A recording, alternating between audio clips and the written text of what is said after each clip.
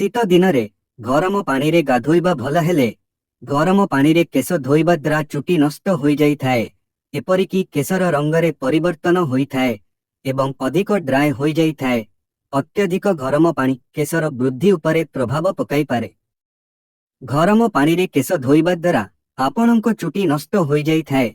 Dry हेबा सह चुटीर रंग रे परिवर्तन होई थाए। तेबे एपरि करिबा द्वारा आपणको केशरू अनेक प्राकृतिक तेल एवं पोषक तत्व दूर होई थाए। तेनु सबुबेले ठंडा पानी रे केश धोइबा उचित। शीत दिन रे अधिक केश धोंतु नहीं। कम दिन अंतर रे चुटी धोइबा द्वारा केशर प्राकृति ऑयल कमी जाई थाए, जहा द्वारा शुष्क हेबा आरंभ होई थाए। केश को हाइड्रेट करिबा पाई कंडीशनर व्यवहार करंतु।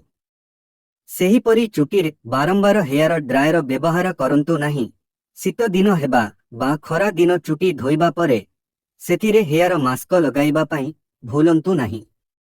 एहा आपणक केशरू ड्राइनेस दूर करिबो। सहीपरी सप्ताहरे थरे केशरे नड़िया तेल को हालुका गरम करी मालिश करंतु। एपरी करिबा द्वारा ब्लड सर्कुलर